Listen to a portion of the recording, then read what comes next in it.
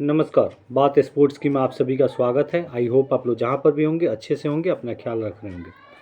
तो पांचवा test match Bharat बनाम इंग्लैंड का जो कि धर्मशाला में खेला जाना है, वह 7 मार्च से शुरू होगा। तो उसमें अभी 2-4 दिन टाइम है। अभी फ़िलहाल जो डिबेट छिड़ा हुआ है क्रिकेट के पंडितों के बीच में, वह है कि कुछ लोग डिफेंड कर रहे हैं बेसबॉल को और कुछ लोग इसको एक्सपोज कर रहे हैं। इसमें सिंपल सी बात है, अगर अगर अगर मेरी ओपिनियन अगर आप पूछो या मैं अपनी ओपिनियन बताऊं, तो इसमें सिंपल सी फंडा है। बेसबॉल ठीक है, अगर अप्लाई कोई करता है तो उसके लिए ठीक है, लेकिन हर जगह पे हर सिचुएशन में फिट नहीं है। ट्रेडिशनल टेस्ट जो है उसकी भी रिक्वायरमेंट है। अगर आपको उस तरह की ज़रूरत पड़ती है, अगर कुछ प्लेयर ऐसे होते हैं जिनको ज़रूरत अगर पड़ने पे वो 4-5 के एवरेज से भी रन बना सकते हैं, इट्स कॉल्ड बेसबॉल।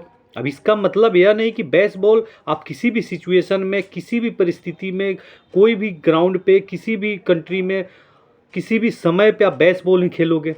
तो इसका मतलब यह हुआ कि बेसबॉल मेन मतलब नहीं है। मतलब यह हुआ कि आपके पास में एक्चुअल में टेस्ट में डिफेंस नहीं है आपके पास।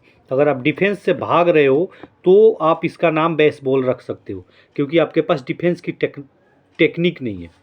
एक्चुअल जो टेस्ट मैच, इसका नाम क्यों रखा गया? टेस्ट का मतलब होता है कि एक बैट्समैन हुआ या एक बॉलर हुआ, उसकी सारी चीज़ों की टेस्ट होती है।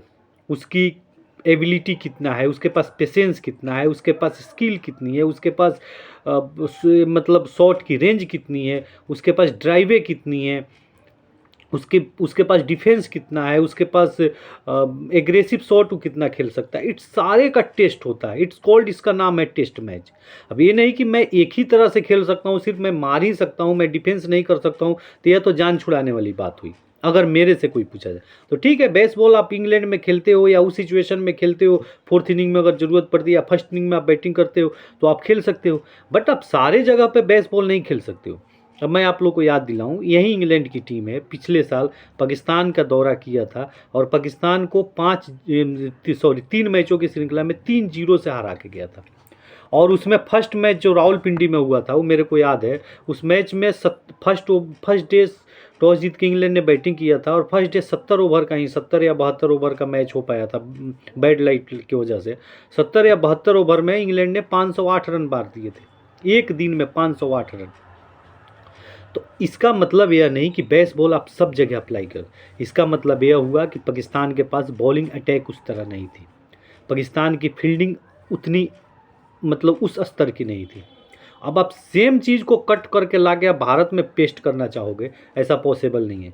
एक तो भारत के पास में क्या नाम है कि जो प्लेयर की स्किल है वह पाकिस्तान से कोई तुलना ही नहीं है। दूसरी बात है कि भारत के पास बॉलिंग एबिलिटी जो कि मतलब यहाँ की कंडीशन को जो सूट करता है, खास करके मैं स्पिन की बात करूँ तो वर्ल्ड क्लास के हैं हमारे पास 2-3 स्पिनर जो हैं, वर्ल्ड क्लास के स्पिनर हैं। चाहे वो रविचंद्र अश्विन हुए या जडेजा हुए, रविंद्र जडेजा हुए या अक्षर पटेल हुए या कुलदीप यादव हुए, ये सारे वर्ल्ड क्लास स्पिनर हैं। तो आप एक ही चीज़ को हर जगह पे अप्लाई नहीं कर सकते हो, ये नहीं हो सकता है। अब इंग्लैंड के कुछ कुछ, हालांकि इंग्लैंड के सारे ने, जो रूट है या एक ट्रेडिशनल टेस्ट प्लेयर है, ऐसे ही नहीं हुआ 10,000 रन टेस्ट में बना चुका है, लेकिन अब उसको भी ब्रेन मैकुलम और स्टोक्स की जो ये जोड़ी है उसको भी नहीं जी बेसबॉल की वजह से उसकी ग्राफ नीचे आई थी। आज आईसीसी ने अपनी मतलब हर वेनेसडे को आईसीसी रैंकिंग है उसको अपडेट करता है। हालांकि मैच को तो नहीं करता है, मैच जब तक कोई भी श्रृंखला चल रही है समाप्त होगी तभी जाके उसको अपडेट करेगा, लेकिन प्लेयर की जो है रैंकिंग को अपडेट कर देता है।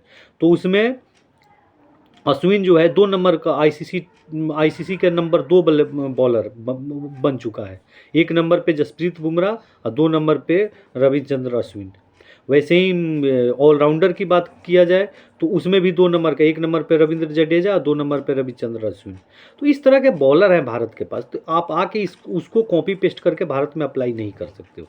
तो बेसबॉल का सिंपल सा एक बात बताइए, अभी लोग अप्लाई कर रहा है, जो अभी लोग बोल रहा है कि 2 साल से इंग्लैंड बेसबॉल खेल रही है।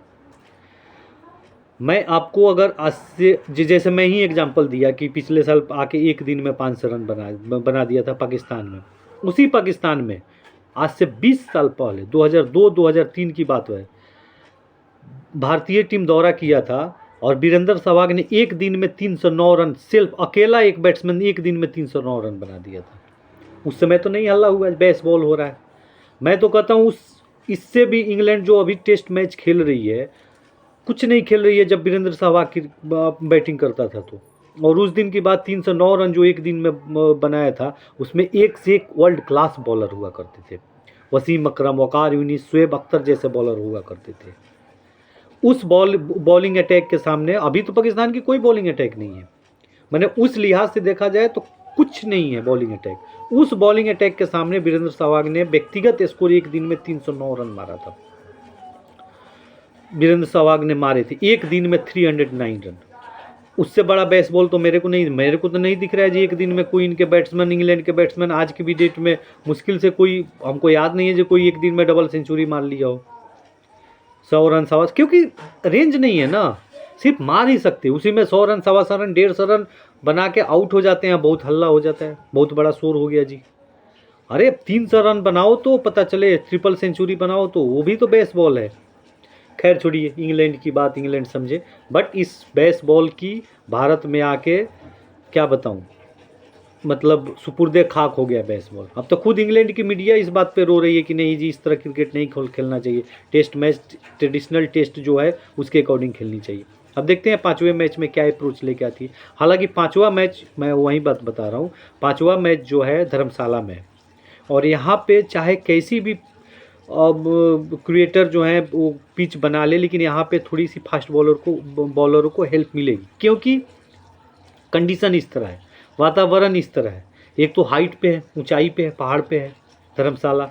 उसके बाद में ठंड, मतलब इंडिया में और सब जगहों की अपेक्षा बहुत ज़्यादा ठंड एरिया है। तो यहाँ पे बॉल सीम भी करेगा, स्विंग भी करेगा, इसमें कोई शक नहीं। इसलिए मेरे हिसाब से जसप्रीत बुमराह का तो इस मैच में वापस आना लाजमी है, और मेरे हिसाब से जसप्रीत बुमराह आ रहे हैं। अब देखना है कि रोहित शर्मा किस कम्बिनेशन के साथ जाते हैं, 3 फास्ट बॉलर के साथ जाते हैं और 2 स्पिनर, या 2 फास्ट बॉलर और 3 स्पिनर जो अभी खेल रहे हैं। अब 2 फास्ट बॉलर में किसको, अगर बुमराह आ रहे हैं तो बुमराह तो आएंगे ही। अब आकाशदीप को उस चौथे मैच में डेब्यू कराया गया, तो मेरे हिसाब से उसको नहीं बैठाना चाहिए, उसको खेलना चाहिए। आप सिराज को रेस्ट दे दो अगर 2 फास्ट बॉलर के साथ खेलना चाहते हैं तो। रही बात बैटिंग में, तो बैटिंग में नई अपडेट आया है, केएल राहुल पूरे श्रृंखला से बाहर हो गए, इंजोर्ड, उनको जो चोट लगी चौथा मैच, तीसरा मैच राजकोट में तो वो खेले नहीं थे। सेकेंड मैच या फर्स्ट मैच जो था उसमें उनको चोट लगी थी, उस समय से वो बाहर है। तो उस शायद वो जो चोट लगी है उसके कंसर्न में वो इंग्लैंड चले गए हैं, तो आ नहीं रहे हैं। तो मेरे हिसाब से तो रजत पाटीदार को एक चांस और अंतिम चांस, क्योंकि देखिए Rajat Patidar as a batsman तो अच्छा है, इसमें कोई शक नहीं। रही बात चांस मिला, मैं इस बात को मानता हूँ, अच्छा चांस मिला, 3 मैच की 6 पारियाँ मिली, लेकिन नहीं चल सका। ऐसी बात नहीं कि एबिलिटी नहीं है, होता है कभी कभी अच्छे बैट्समैन नहीं चल पाते हैं, 1-2-3 मैच में नहीं चल पाते हैं, तो कुछ नहीं। अब किसी और को डेब्यू कराओगे या किसी और को लेके आओगे, उससे बढ़िया वो खेल रहा है, उसको एक, या ऐसे भी श्रृंखला की अंतिम मैच है, अगर इसमें चल जाता है तो फ्यूचर के लिए आप रखना उसको रिजर्व में, कभी ज़रूरत पड़ी। अगर नहीं चलता है तो भाई उसको भी लेगा जहाँ एक पूरा चांस मिला। तो मेरे हिसाब से रही बात की रजत पाटीदार की थोड़ी सी अगर हेल्प करना है तो उसकी नंबर जो है उसको थोड़ा सा हिला के आप देख लो। अब नंबर 1 पे रोहित शर्मा और यशस्वी जायसवाल तो आएंगे ही, 3 पे शुभमन गिल आएंगे, 4 पे रजत पाटीदार आ रहे हैं, जिस पे विराट कोहली आ रहे थे। तो 4 पे आपके पास एक्सपीरियंस होल्डर रविंद्र जडेजा है, उनको भेज दो। 5 पे उसको थोड़ा सा पीछे करके देख लो, क्योंकि मैं तो ये नहीं बोलूँगा सरफराज को आप 4 पे आओ, वो भी नया लड़का है, या ध्रुव जुएल को लेके आओ, विकेट कीपर है। तो आप रविंद्र जडेजा को थोड़ा सा आगे कर दो, इसको पीछे करके देख लो, मतलब ऐसे देखने के लिए। बाकी 5वां मैच में भारत की प्लेइंग 11 में कोई ज़्यादा चेंजिंग बस यही होगा, या 3 फास्टर लेके आ सकते हैं और 2 स्पिनर, नहीं तो सेम कम्बिनेशन रहेगा, जसप्रीत बुमराह तो आएंगे। बैटिंग में मेरे हिसाब से कोई चेंजिंग नहीं हो रहा है और नहीं करना चाहिए। अब देखते हैं बाकी क्या इसमें होता है 7 तारीख को। और दूसरी अपडेट यह है कि आईपीएल के बाद में भारतीय टीम का सीधे भारतीय टीम जो है वो वर्ल्ड कप खेलने जाएगी, T20 वर्ल्ड कप। इससे एक रोचक, बहुत मतलब एक रोचक जानकारी मैंने ऑब्जर्व किया है, वह यह है कि पिछले 2 साल से आईपीएल के बाद में भारतीय टीम कोई बड़े टूर्नामेंट में जा रही है। 2021 में T20 वर्ल्ड कप के लिए दुबई गई थी और फर्स्ट राउंड से बाहर हो गई। 2022 में आईपीएल के बाद में भारतीय टीम WTC के फाइनल खेलने इंग्लैंड गई थी और वहाँ पे फाइनल हार गई। कहने का मतलब यह है कि आईपीएल के बाद में बहुत सारे प्लेयर जो होते हैं फटीक हो जाते हैं, थकान हो जाता है, 12-14 मैच खेलने का थकान हो जाता है कंटिन्यू टूर्नामेंट का मैच खेलने पे, तो इसका असर पड़ता है। अब देखते हैं इस बार, अब शेड्यूल वैसे ही है। आईपीएल को भी बीसीसीआई इग्नोर नहीं कर सकता। आईपीएल मतलब एक मोटी इनकम है आईपीएल बीसीसीआई के पास, लेकिन अगर इससे किसी बड़े टूर्नामेंट में प्रभाव पड़ता है प्लेयरों पे, तो फिर सोचना पड़ेगा बीसीसीआई को, क्योंकि सिर्फ आईपीएल के फैन नहीं हैं। आईपीएल तभी तक सक्सेस है जब तक भारतीय क्रिकेट टीम जो है वह आईसीसी की इवेंट में अच्छे परफॉर्म कर रही है, तभी तक आईपीएल भी आपका सक्सेस है। जिस दिन भारतीय टीम का आईसीसी की रैंकिंग में नीचे आया या फिर आईसीसी की टूर्नामेंट में अच्छा प्रदर्शन नहीं रहा, आपके आईपीएल पे भी असर पड़ेगा, यह मेरा मानना है।